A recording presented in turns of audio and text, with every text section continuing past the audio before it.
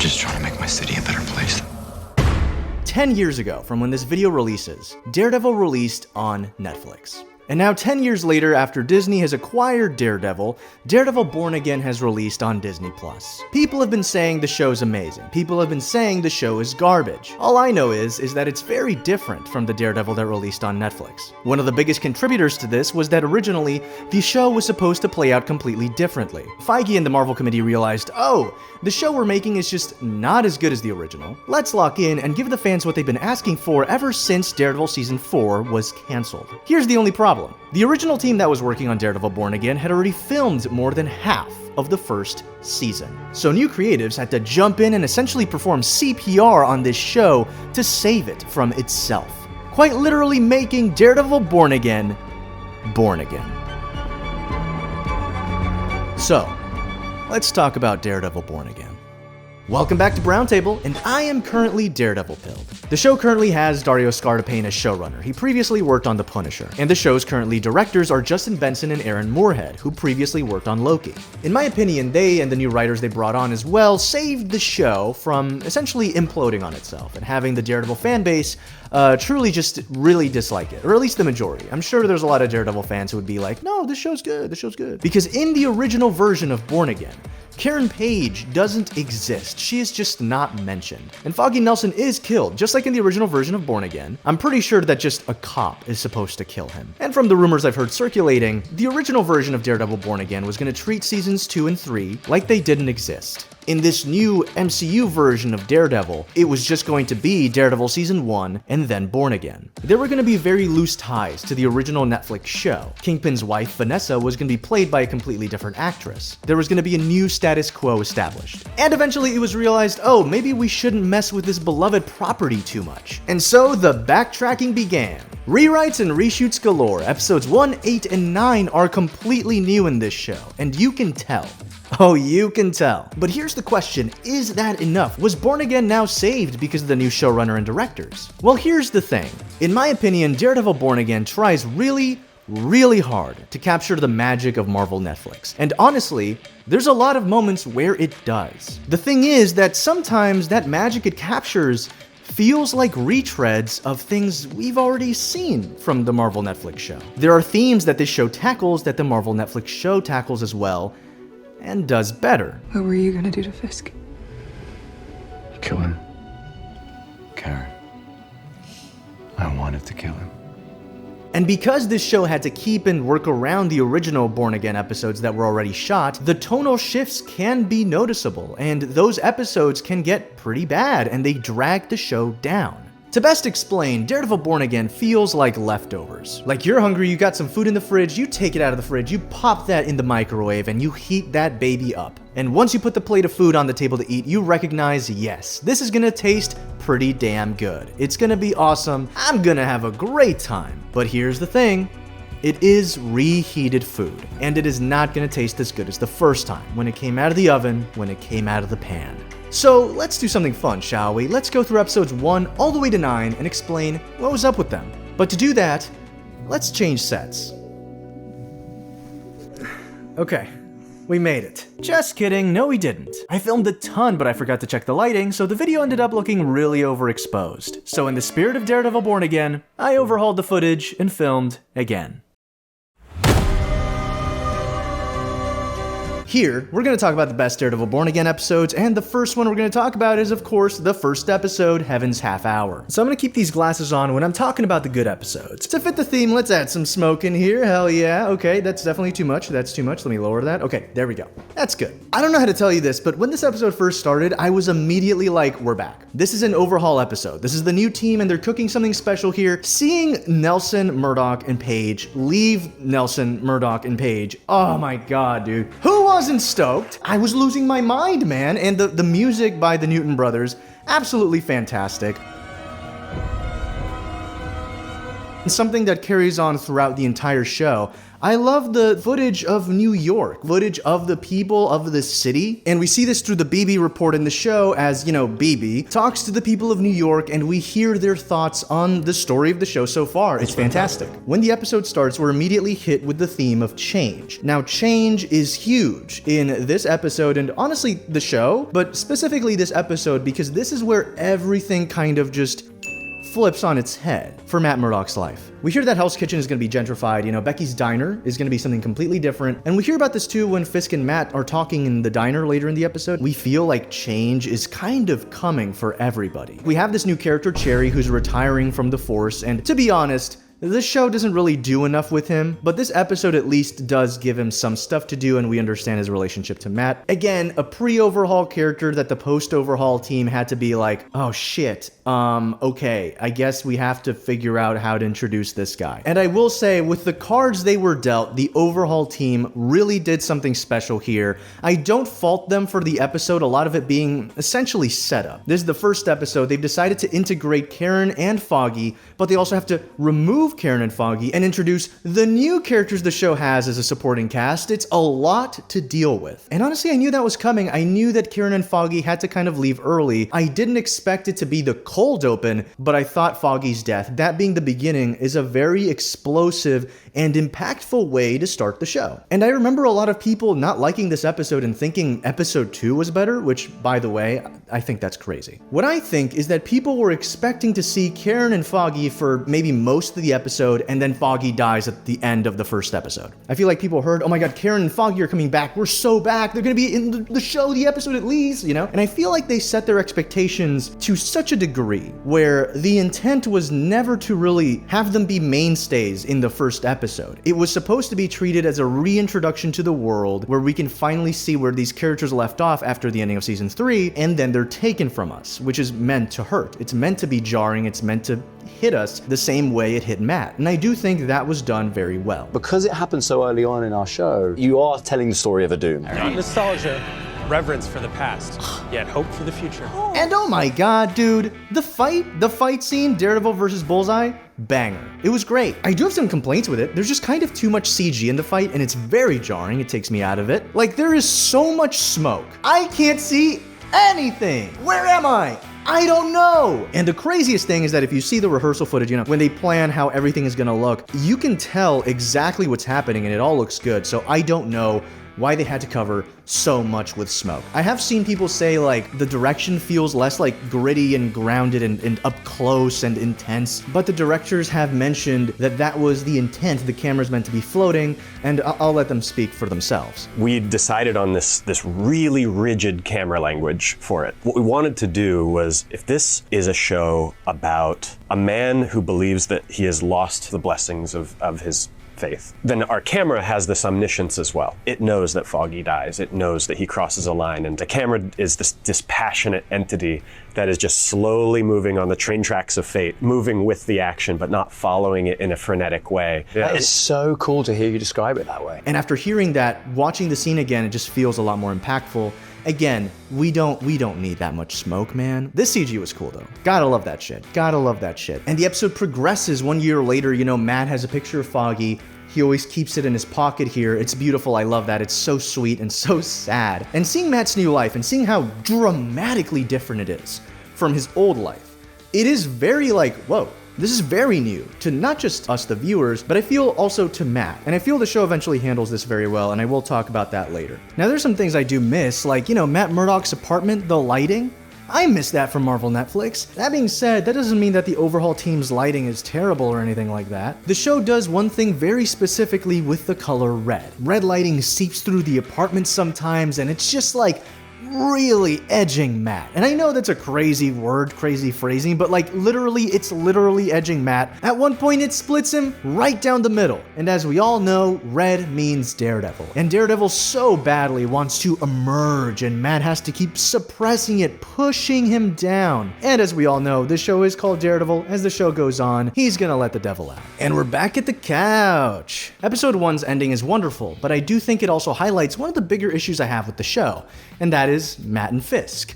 I have no issue with them, it's more so that the show only cares about them. From like a marketing standpoint, it's always like Daredevil born again, Matt and Fisk are gonna go to town, it's gonna get crazy. Not like that. Whoa, not like that. I mean, no problem if you want it to be like that. But no, these two characters are gonna fight and it's them, it's all about them. And it's like, what about everyone else? There are so few character posters for like the supporting characters, and they mostly focus on, ooh, the cool Marvel characters like White Tiger and Punisher and Muse. But like in the original Netflix show, the main and supporting cast always had all these character posters that were dedicated to them. Do you remember this stuff from Daredevil season 2? And funnily enough, I do think these ads are a reflection of how the supporting cast is treated in Born Again. What I'm saying is, where's my Daniel Blake character poster, Marvel? And look, here's the big thing, and this may be a hot take.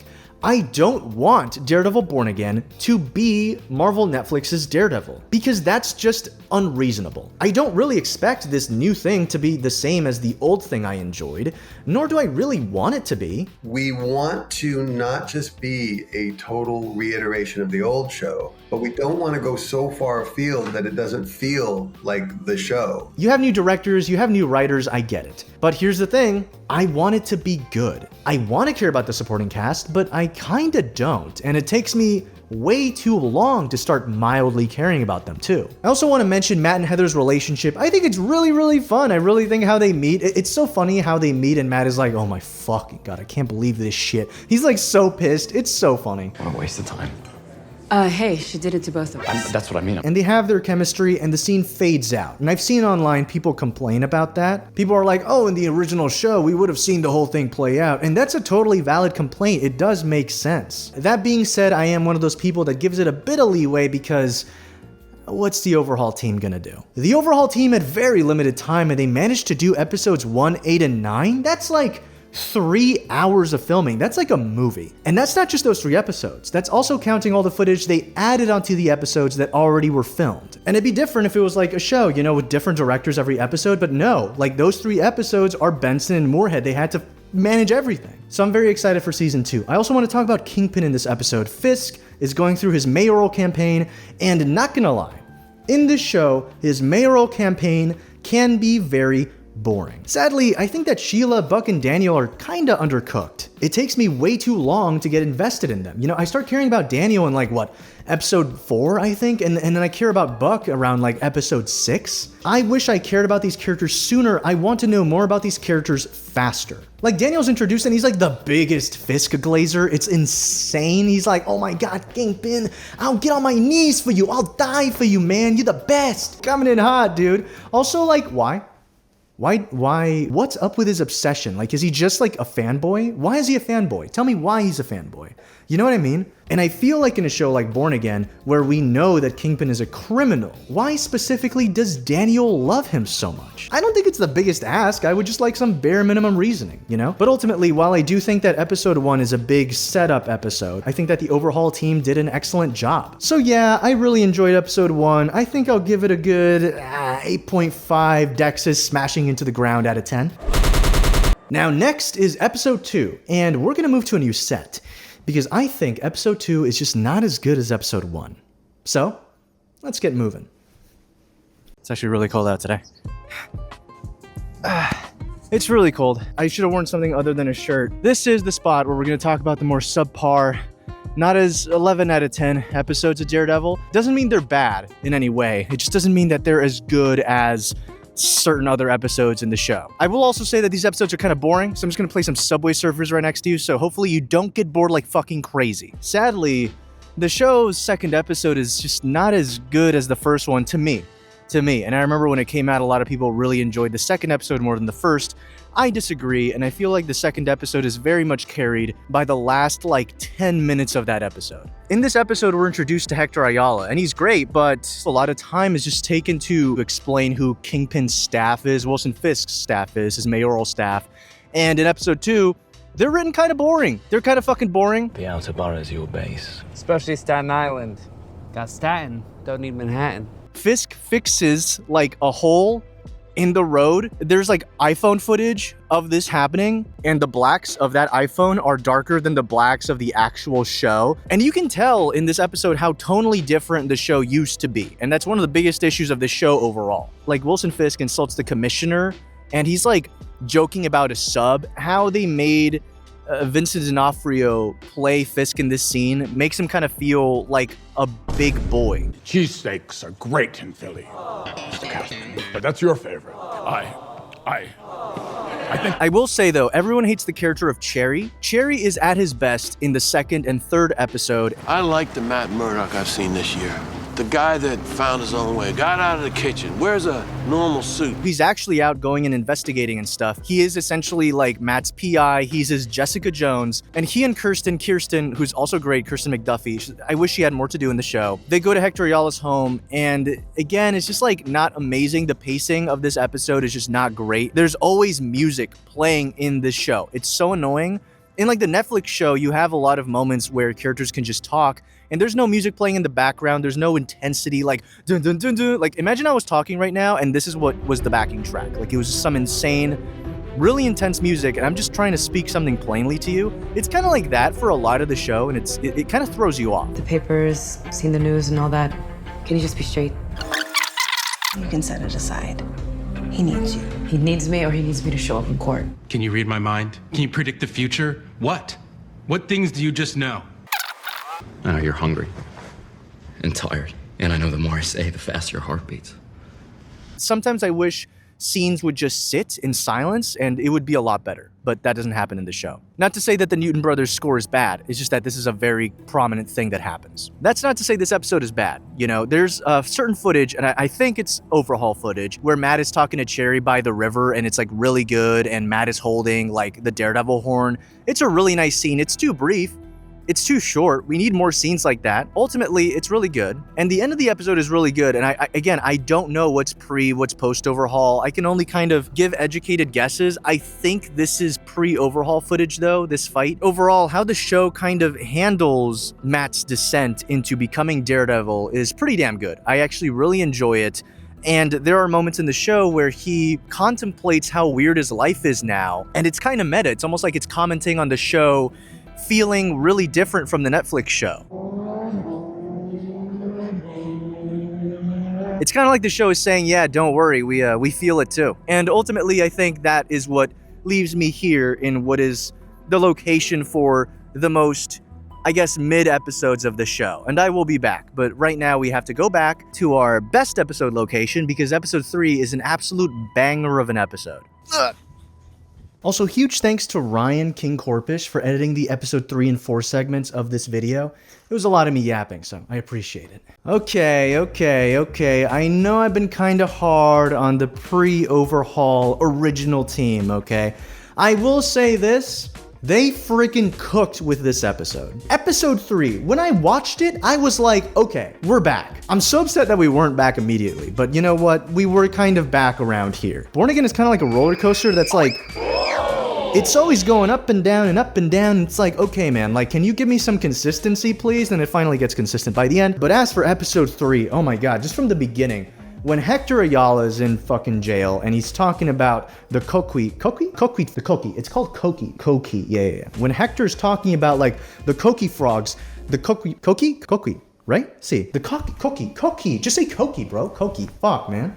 When he's talking about the Koki frogs, I was like, oh, this is gonna be fucking cinema. This is great. And I think what makes episode 3 so excellent is that you care for Hector Ayala. And because of that, you so badly want him to get free. You understand how Matt cares about him because Hector's a vigilante too. He can relate to him. And it's almost like saving Hector is like saving himself. It's like granting him this grace of like, yeah, I am a vigilante. Well, I was a vigilante, Daredevil, but I still helped people. And so the recognition of that, of those people in court is almost like people recognizing vigilantes in general, which would include Daredevil. With Hector as the emotional center, you care. I will say I'm pretty sure there are reshoots here and they add violence. Episode 4, it's very obvious because that's like the Punisher stuff, right? But in episode 3, I'm pretty sure, I could be wrong about this one, that the scene in Red Hook where the dude gets blasted in the face, I think that might be overhaul. I'm also pretty sure that Hector Ayala's death where he gets blasted in the face is also a reshoot scene. The reason why I believe this is because around the time the overhaul team stepped in, there were set leaks and that scene was one of the scenes being filmed. I could be wrong, but I'm pretty sure that's the case. And it would make sense because it leads into episode 4 where Matt finds the bullet casing and he finds the Punisher. It does feel like the overhaul team so badly wants to make this show Marvel Netflix's Daredevil season 4, because what they add is always this like short emotional moment or thoughtful moment and violence. They just keep adding more violence. The key thing is that Marvel Netflix's Daredevil, yeah, it's mature because of the extreme violence, but there's a whole other multitude of reasons as to why it's mature, and a lot of that is story-based. There are themes and plot lines in general that are just emotionally mature. Like Matt's mom has postpartum depression in season 3. That's why she treats Matt as a baby like shit. I can't see that being a thing in pre-overhaul Daredevil Born Again. Does that make sense? So I do feel like the overhaul team wants to make it like Marvel Netflix, but they can't, not fully, because what was already filmed of the original version of Born Again, it's not really that mature. It's like a PG-13 show. So how can they up the ante? How can they reinvigorate the show in a way that is more mature? Well, they can easily add violence, and that's what they do, and that's what's implemented for like additional scenes in the episodes that were already shot. That's why in episodes 1, 8, and 9, and more so 8 and 9 specifically, it feels like the show not only has more adult violence, but it has those more mature themes and darker storylines. I have been rambling. Oh my god. Okay, this is about episode 3. What else can I say about episode 3 that I like? It's just good. What can I say? What else can I say? It's good. It's a really good episode. The addition of Officer Powell in this show, a great addition, because he fucking sucks. He is so goddamn hateable. What a great character to just be like that annoying guy that Daredevil punches. You know what I mean? And I love it when shows have, characters develop a plan and they're like, okay, this is gonna work. And then the plan has a hitch, but then somehow the plan succeeds, only at the very end for it to twist around and it fails. So they have to come up with a new plan. I just love writing like that. Like you feel like these characters have to problem solve and come up with a way, last ditch effort to somehow win. And that's always so satisfying. And they did it. They do it here. Hector Ayala is revealed to be the White Tiger. It's a great scene. And of course it leads to one of the best scenes of the episode, and that would be where Matt is kind of talking to Hector Ayala and is saying like, if you're acquitted, you have to give up being the White Tiger. And then Hector responds with this. I don't think you understand. It's who I am. It's a calling. I didn't choose it. It chose me. And Matt is like, no, please stop being a vigilante. You'll see that there's other ways to help. You don't have to do this. And it's so clear. He's convincing himself, his dumbass. It's awesome. It's a great episode. Really, really good episode. I love it. They did a really, really, really good job with it. After this episode is episode 4. Now, here's the thing. I don't think episode 4 is as good as this episode. So I will be moving to a new set. New location. Here, I'll be talking about the episodes that are great, but I feel like aren't 100% almost there. I don't really know what it comes down to. I do know that the first episode of this show was almost here, but I was like, I don't know, it never really felt like there was a scene that was out of place or kind of like, I guess. So here's where I'm going to be putting those episodes, the ones that are like good, but there's something that's like, about it. For me, that's episode 4, because right off the heels of episode 3, I forget her name, the Ayala girl, she's really sad about Hector. She has an amazing scene. She's such a good actress. She's like, oh, he's just fucking Hector, and the cops are the cops, and it's such an excellent moment, and it's the seeds being planted in Matt. The doubt towards, the justice system. It's like season 3 of Daredevil, just, I guess, not executed as well, which is that dilemma that Matt wrestles with, which is his faith in the justice system. And you see all these issues slowly become bigger and more pressing as the show goes on. Daniel Blake's character arc also starts in this episode, and it's really good. The issue I have is that in this show, BB's just kind of there up until like the end of the series, which is annoying because I really want to like her. But BB Urich kind of feels just like a plot device up until the end of the show. She feels like a plot device to further Daniel Blake's career until she finally has something to do at the end. That being said, right after the Daniel Blake scene in the club, we get to what I feel is the weirdest part of the episode, which is not that it's bad. It's just that it's just kind of there. Let me explain. It's the prisoner guy. I'm talking about this prisoner dude. Yeah, this ableist dude. Yeah, I really dislike this character. And then he starts spitting facts out of nowhere. And I'm like, oh yeah, no. Yeah, so true, man. But also I don't like you, So I was just curious as to what they were trying to do with this character, because he was just an asshole, but he's also supposed to be right. Not about the ableism. It was just such a weird decision to do. It was just weird. But again, it's another scene where Matt's faith in the justice system is shaken, and that's really good. I really enjoyed the fact that he's given more reasons as to not trust the system. The issue I have is that I thought this guy would be important, but he just kind of comes and goes. It would have been so interesting if Matt like found his fucking body or something in Muse's lair, and it's like, oh shit, this system failed him so much that he died and nobody cared. He just died alone. No one was there to protect him. And I am one of the reasons this happened. The system isn't enough. I need to be Daredevil. I thought the show was gonna do that, and it didn't. So that was kind of a bummer. At the end though, we do get what I believe again to be overhaul footage. I could be wrong. This is when Matt meets the Punisher, Frank Castle. That scene alone is the reason why I wanted to put this episode in like the best of the best tier. But the issue is that the episode overall is just not strong enough, I feel, for it. But it's almost there. Just like how the first episode is pretty close to being like over here, I feel like this episode's pretty close to being one of the best, but I feel like if I rewatch this episode, I would just want to fast forward to the Punisher stuff. That being said, the Punisher stuff, amazing, and we get some more Foggy mentions, and that is what I'm all about, baby. I'm all about the Karen and Foggy love. So here's a little note I want to add. I love this conversation that Matt and Frank have about Foggy. It really highlights Matt's internal conflict and brings it to a head. But I will say this.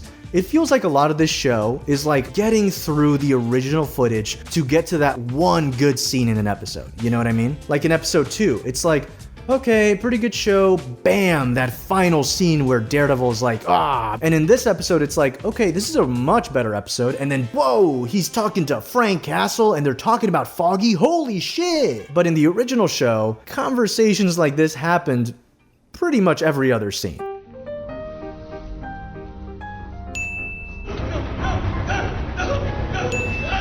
And it's the difference between us.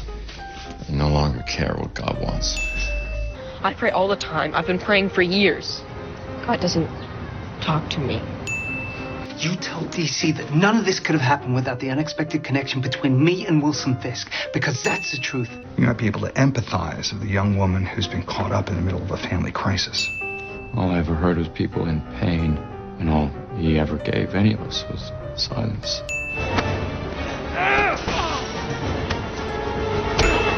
When he was around, I knew who I was. Now, Matt was a good guy. You keep saying gone instead of dead. He's dead.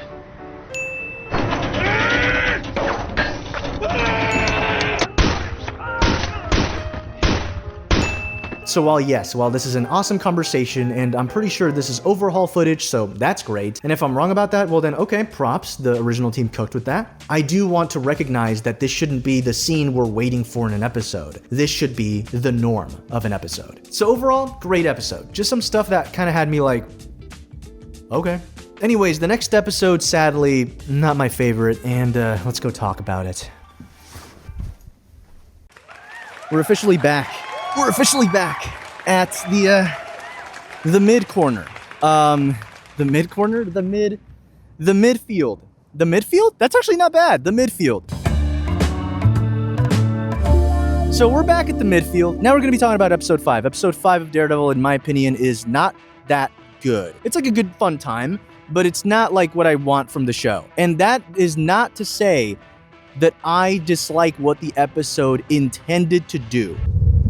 It's so friggin' windy, man. Maybe this wasn't a good idea. So what the episode is trying to do is it's trying to be a bottle episode. It's all these characters stuck in one location, and that's the entire episode, right? And that would be the bank. I don't mind an episode where a character is away from the main plot to just do like a little side quest that's really fun. My issue with the episode is just that it's not very good. I have to put this thing over here so the wind doesn't destroy the mic. Matt goes to this bank where he meets Yusuf Khan. Their banter's really fun and really nice. What ultimately you recognize in this episode is that it's so tonally different from the rest of the show, which isn't the worst thing, but it definitely kind of whips you out of nowhere, especially when it becomes like almost too goofy, like they have a gem come out and it has like a little sparkle sound effect. It's like, okay, man. But even with all the whimsy of the episode, which again isn't like the biggest issue, I just kind of feel nothing from it. It's kind of fun in certain regards, but ultimately I never feel like there's any true struggle in the episode. Matt Murdock is honestly just breezing through this hostage situation. I never really feel too much tension coming from him. It always feels like he has everything completely under control. The moments that I feel are good are the moments where it kind of does feel like he doesn't have control of the situation, and that's really fun. The entire stairway fight is really not great. And the sound design too, it's also not great. I don't know what they were thinking.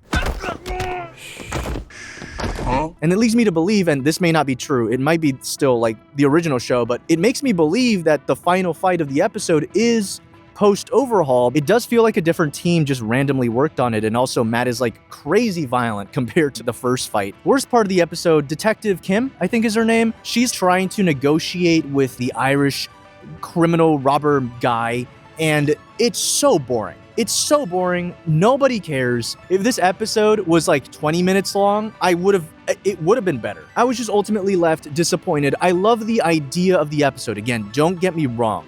There are some really good scenes where Matt Murdock has a lot of aura, but it's just not enough for me. It feels like what a lot of the show feels like, reheated good food. Not as good as it could be. And don't get me started on fucking Yusuf Khan, the actor. It's not gonna make me like the episode more. You know? God, it's fucking cold. Let's just get out of here, dude.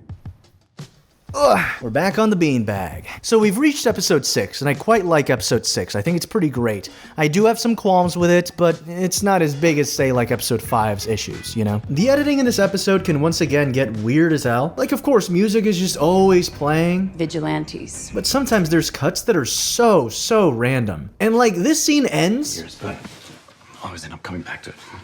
So you'll volunteer? Like that. That's how it ended. What happened? And I think the biggest issue for this show so far is just that all of Kingpin's stuff, okay, not all, that's kind of crazy. Like half of Kingpin's scenes are kind of boring. I understand that he's mayor, and I understand that he has to go through like a lot of red tape. It's different from him running a criminal organization. A lot of it feels very redundant and kind of slow. I wish the show really explained the personal reasons and emotional choices taken for Fisk to become mayor. He shouldn't have been surrounded by yes men breezing through the show with minimal risk towards his position of power. Obviously, Gallo clocks that Fisk is probably up to no good, but he does nothing about it until episode 8, and then he dies. So with a lot of his mayoral scenes just feeling like exposition, I just sit and wait for his scenes with Vanessa and Adam for most of the show. That being said, in this episode, Kingpin figures out all the Muse stuff. There's a really cool scene where it's like, oh yeah, that's that mural over there is painted in human blood. That was great. He also establishes the task force, and we show how it's like corrupt officers are just essentially goons. Not goon like gooner, like goons, like fucking thugs. And yeah, it's this task force that you hate so much, you start to hate so much, that when Punisher fucking bodies a lot of them in episode 9, you're just cheering. You're having a great time. But the biggest thing about episode 6 is all the Muse stuff. I thought Muse was gonna be one of the best parts of the show because of this episode. Because, you know, the Ayala girl, she goes to Matt and she's like, I know Hector was looking into something, like, I need you to do something. And Daredevil is wrestling with, Matt is wrestling with the fact that he wants to be Daredevil, but it's like, I don't know if I should. And then fucking Cherry comes out of nowhere and he's like, hey, so you know Muse has killed 60 people? Don't become Daredevil though. Don't do it. Of course he's gonna become Daredevil, you friggin' idiot. So the Ayala girl gets captured and Matt has to suit up to become Daredevil. And the suit up scene, oh my god, it's so good. Just kidding. There is no suit up scene. He just opens the door to his like Daredevil suit collection place. And the next scene he's already jumping around in buildings. Dude, you don't understand how frustrated I was.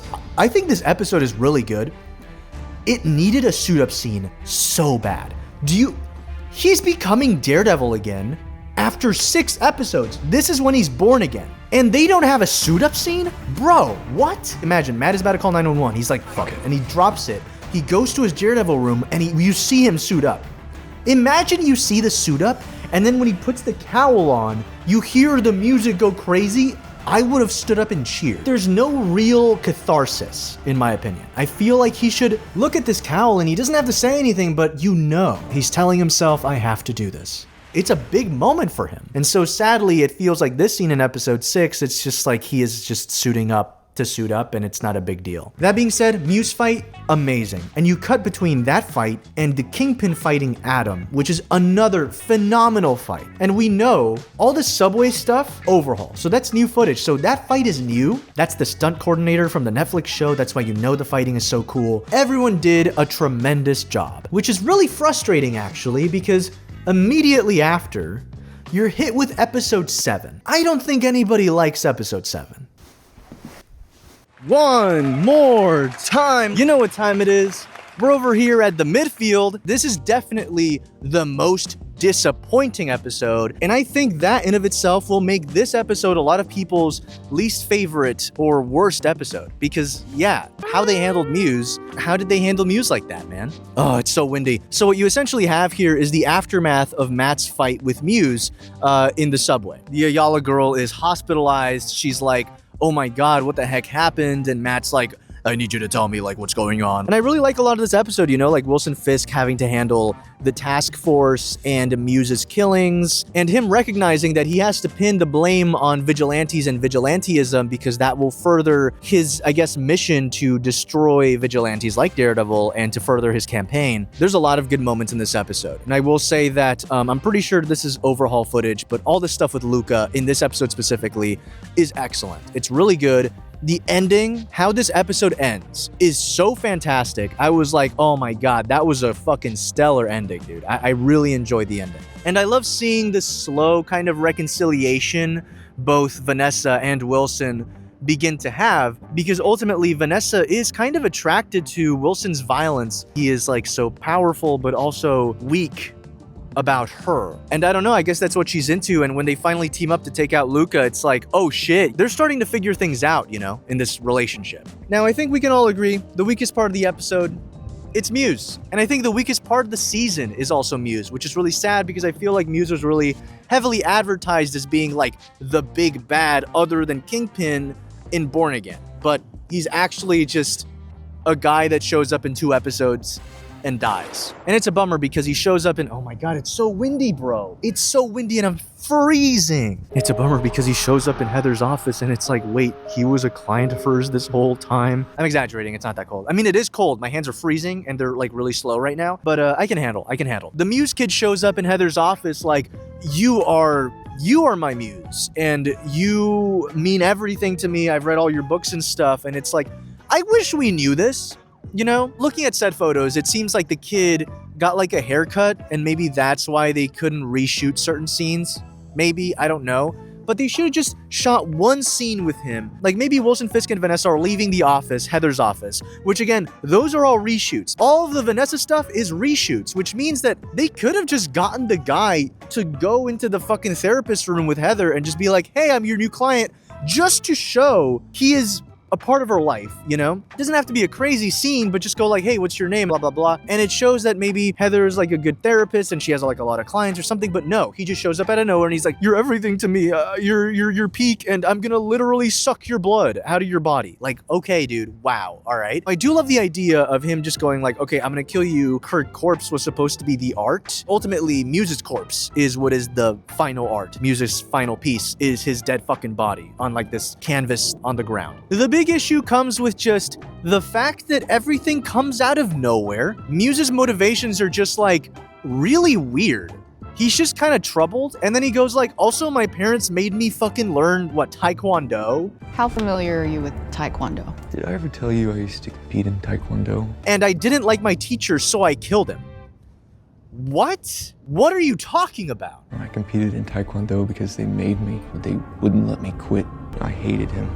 His body showed up on the estate. And I guess that's why he fights so good, but like, low-key, it's a comic book show. I don't need to know how he learned how to fight. I guess he just knows how to fight. Just give me a better reason as to what his, like, motivations are and something that isn't so cliche and just kind of silly. It just feels really silly. Bastion, please. Don't call me that! I am Muse! And then Daredevil fights Muse, and it's probably the worst fight in the entire show. Other than the staircase scene in episode 5, the choreography is pretty good, but the direction of the fight, it's giving Liam Neeson Taken 3.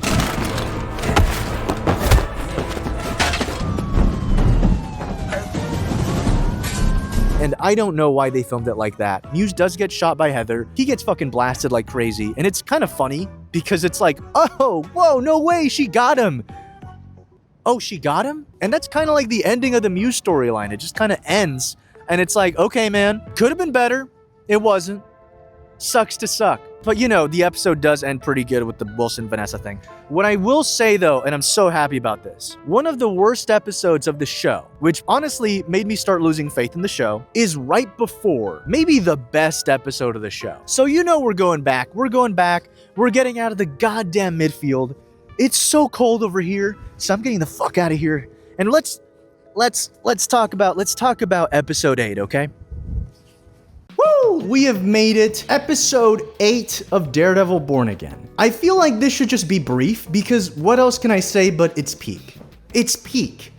What can I say other than peak fiction, absolute cinema? Martin Scorsese would watch this and be like, yeah, this ain't a theme park anymore. You know what I'm saying? Like, the episode starts already banger. They put music over like a lot of the show, and here I don't think it was necessary, but that doesn't really hurt the scene that much. And that would be Heather and Matt and Vanessa and Fisk. Heather and Matt's relationship is fracturing. It's strained. And you see that both of them are desperately trying to cling. You kind of feel like, oh shit, I don't know about this one. You know what I mean? Underdeveloped boys hiding behind masks, trying to make it look like something more sophisticated. Oh my God, you're not even listening to me, are you? Yes, I am. And it's all because of Fisk. Fisk keeps ruining Matt's life, be it directly or indirectly. And hilariously, Vanessa and Fisk somehow fix their goddamn marriage with what? A murder! They're fucking crazy! They're fucking perfect for each other, man. Vanessa's fucking obsessed with Fisk's brutality, and she's like, you know what, Adam? Bop, bop, bop, you're dead. It's over. What a way to start an episode. You know, we have so many excellent scenes, and it feels like every single side character is finally getting development. Like BB, this entire show has just been like, hey guys, I'm BB. Oh, I also do the BB report. Hello, Mr. Fisk. Daniel, oh, you're so annoying. She's just there for like, you know, a Daniel character growth, and she's just existing. So it's so nice of her to finally have a scene where she's taking agency in the plot and is going, no. I've actually been here because I've been like, checking this fucking guy out. I know that Kingpin killed my uncle. Okay, Spider-Man. Why do you think I'm here? Not everything I write is under my name. Just wonderful. Daniel also gets a great scene, you know. Sheila and Daniel's relationship actually starts to become interesting because now Daniel is rising in the ranks and Sheila's like, this guy is too young for this. And I've been saving this for here. Wilson Bethel is Hawkeye. Hawkeye? I should be shot for that. Wilson Bethel is Bullseye. Amazing. What an 11 out of 10 casting choice. To me, he's on the same level as Charlie Cox as Daredevil, Vincent D'Onofrio as Kingpin. In the sense of perfect casting, RDJ, you know, is Iron Man, that kind of vibe. But that being said, I feel like that's the case for pretty much every character in this show. Other than Muse. Though to be fair, that's like a writing issue. Now real quick, a second ago, I was talking about agency on BB's part. Now I want to talk about agency on Matt's part. It feels like for the entire show, because Matt is suppressing his Daredevil side, and he can't really act upon things on his own accord, a lot of times the plot feels like it happens and he has to react to it. It's very reactive, but it's not very active. And in episode 8, he's finally like, okay, Foggy's been killed, I have to go do something about this. Now he is the one moving the plot. Matt is invited to the ball, but he confronts Fisk directly, and then he confronts Vanessa. And then when Bullseye takes his shot, he saves Kingpin's life. He is the one that is moving the plot along now, and that is why the show is like, oh shit! Shit is going crazy! In episode 8, it feels like everybody is moving the plot along now. Every single character is now an active cog in this machine that is the plot of Daredevil Born Again. BB becomes a pretty damn compelling character, and so does the Commissioner. This Commissioner character this whole time is just like, oh man, Kingpin's bad, I gotta follow him. But in this episode, we see that he wants to do good, and he is putting not only his career, but as we all know, his life on the line to stop Fisk. And let's talk about some awesome moments. Dex escaping prison. He shoots a fucking tooth out of his mouth, dude. He's goated. I mean, he's insane and he's evil, but he's the GOAT. Episode 8 to me is Netflix level. It's fantastic. It's an amazing, amazing episode. Here's the thing. Hilariously, I don't know if this was intentional or not, but it kind of feels like the show is retreading Daredevil Season 3. You have Fisk and Vanessa, who have tension, who finally resolve it. And when they do, they resolve it with like a nice party. In Born Again, it's a ball, and in Season 3, they're gonna get married. Matt in Born Again, unlike Season 3, is like, I don't wanna be Daredevil. That's not me. I wanna have faith in the justice system. But he ends losing faith in the justice system and thinking, yeah, Daredevil is the key. I have to take matters into my own hands. We're not serving justice here, you know? We're babysitting chaos. This, us, what we do, it feels useless. It's called having faith in the system. It's called facing the reality that some people are so rich and powerful, the system simply can't handle them. Meanwhile, Matt in season 3 has completely lost faith in the justice system, and he slowly regains it, but by the end, by the final episode, he is once again going, yeah, I'm gonna have to take matters into my own hands. Vanessa is also revealed to be the murderer of someone important, and in season 3 it was Nadim, and in Born Again it is Foggy, and that plot point becomes extremely important. And last but not least, the obvious, and that is that Bullseye crashes a party, and he wants to kill people! I like to make a toast. Julie and I wish you the absolute best. So yeah, it's a little interesting that the show is like, how do we get this show back to Marvel Netflix level? Oh yeah, let's just kind of do Daredevil season 3 again, but different. You know what I mean? And hilariously, kind of works. The outcome is different, and it kind of reaches a conclusion where you're like, okay, we have returned to the status quo of Marvel Netflix. Now we can kind of start the show. It's so funny that the show takes like 8 episodes to get to where the fans want to be at. It is so hot with the suit on, oh my god. Anyways, last episode, episode 9. Let's get to it. Well, we have made it to the 9th episode of Daredevil Born Again. Let us go through this truly mind-numbing episode. Okay, that's enough of that. My throat is dying. It was a whole shirt. The 9th episode of Daredevil Born Again. Absolutely insane. I gotta give huge props to Sana Amanat for clocking the original show and being like, that's not my Daredevil. It wasn't my Daredevil. It wasn't the kind of show that I really wanted us to make. I was saying it all the time to our executives. Because it's so apparent from the overhaul. You know, episodes 8 and 9, they're so drastically different from pre-overhaul. It's actually ridiculous. Like episode 8, obvious return to form, but episode 9 feels almost like an apology for the rest of the show. The violence in this episode is so crazy that it's, I think, the most violent episode in all of Daredevil. The violence and action goes to such an extreme level where it almost becomes cartoony. Blood splatter just goes poof. I think you can keep it a little more realistic. That being said, it feels like this episode specifically is an apology for what we've seen before. The best practical special effects work I've ever seen done. There needed to be an ultimate scene of Kingpin, right? To remind everybody that what's coming after this is going to be brutal. So much violence to be like, look, we got you. Look how violent this is. And a ton of callbacks to go, hey, look, you remember, the Netflix show? We got you. We also love it. Here you go. Remember this? And it feels a bit heavy-handed at times. But at the same time, I can't really blame them. What Born Again was originally supposed to be was so different from Marvel Netflix. And the overhaul team had such minimal episodes to get it back to form that at some point they must have been like, we have to make sure the audience understands. We love the original show too. This is what we're bringing back. Let us show you. This is a Marvel issue from the top. I don't blame these creatives that were brought in to fix the show because, again, they were handed a show that clearly wasn't working. What narrative we got in episode 8 that was derived through talking, the narrative in episode 9 is propelled through action. Characters show their true colors. They betray one another. It works. It feels like a true culmination of everything the Kingpin's been planning, and the Kingpin finally gets to kill someone in this episode, and we feel the pent-up anger and rage and cruelty. Just like Matt, he's also been edged throughout this entire season and finally got to let loose, and it is gloriously violent. This show has an amazing moment where we call back to, Avocados at Law. I guess in a certain way it can be like, ooh, reference, but at least in this moment, thankfully, they were able to play it out as this emotional moment where Matt can remember Foggy in a certain way. They say his name. It's not about him. It's not about him. He talks to you, doesn't he? I ran him down. Oh, for Christ's sake. I did what I had to do. He can now fully commit himself to remembering this deceased character, and he does so through these objects from their past. And thankfully, because of that, it doesn't feel like super on the nose, like, hey, remember that? You know what I mean? Something else I've noticed is that the overhaul team implements a lot of Matt's faith and his religious beliefs in their episodes. And I really appreciate that because Matt struggling with his Catholicism is one of the best parts, if not the best part, of season 3. And at the very end, Matt and Karen are able to have this discussion that they weren't able to have way earlier on because Matt was grieving extremely hard. And then I lost you. You didn't talk to me for weeks. Take some Okay.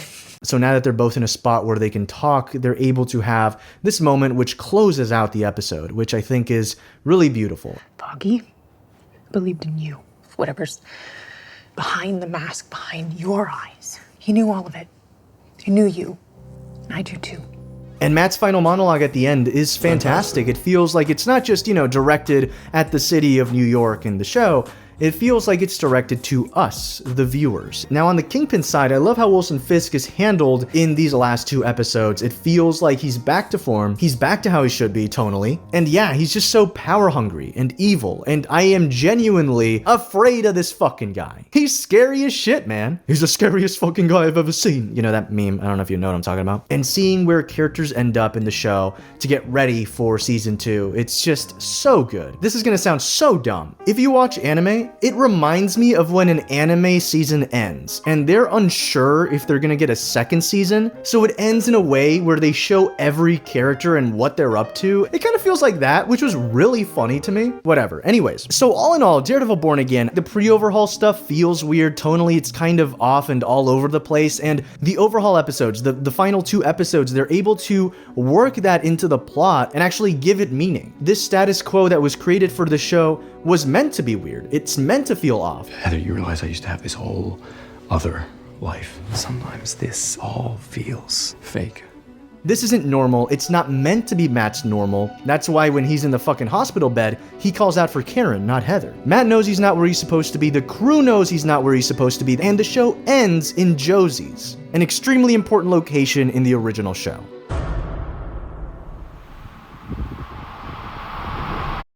What is Daredevil Born Again? Take away the reasons for it being the way it is, the mismanagement, the overhaul. Is it good or is it bad? The only place where I can think on that is the midfield. And as I played with my camera tripod like it was Daredevil's baton, it hit me. Daredevil's awesome. It's so cool when he's violent. The hallway scenes, that's so badass, and Born Again had that. Like I said, they added violence, characters cursed, and it was so awesome. But then I thought some more. Hold on. Characters having their heads popped isn't why I watch Daredevil. Daredevil brutalizing his greatest enemy in front of his wife isn't why I love Daredevil. I love Daredevil because he stops himself from killing that enemy. The character struggles with what he wants to do and what he should do. That's what I love. And as I walked with my dirty ass shoes, I realized something. Sure, there's plenty of moments in Born Again that emotionally resonate with me. Characters cry, characters mourn, but there's choices taken, actions taken that don't have the impact they deserve. I saw Matt beat up some officers in brutal fashion in episode 2, and I was so excited to watch episode 3. Because ending an episode with Matt Murdock taking the law into his own hands, becoming a vigilante, is huge. He essentially became Daredevil again. He relapsed. But once episode 3 came around, there's nothing. The weight of the action was non-existent. I want to see the hero struggle over his identity, about his sense of self. Who am I? I realized that if my life had turned out any differently, that I would never have become Daredevil. And although people have died on my watch, there are countless others that have lived. Maybe it is all part of God's plan. Matt Murdock isn't Daredevil because he just decided to be a vigilante one day. He's a man that's been both blessed and cursed with the ability to listen, to hear pain, to hear the injustice and violence in the world. And he's a hero because he chooses to act on it. You touch your daughter again, and I will know. To save people. The show doesn't take the weight of him stopping being a hero seriously enough. Every time Matt decides to dish out violent justice, it should feel like spitting in the face of Foggy Nelson, of Father Lantom, of his own mother. His guilt, his Catholic guilt, should overtake him. His trauma should overtake him. He doesn't deserve to be Daredevil. He tried to kill someone. He should feel shame. He should feel like he's betraying himself every time he clenches his fists. Heck, even more so because it feels like he's way more violent in this show than in prior seasons. But it never feels that way. The show portrays Matt being Daredevil as if Daredevil is the suit. Daredevil was never the suit. Daredevil is the fighting spirit of Matt Murdock, and it's embodied by whatever he's wearing at that moment. Be it a red mask, a yellow helmet, or Jessica Jones's scarf. Come on, Maddie.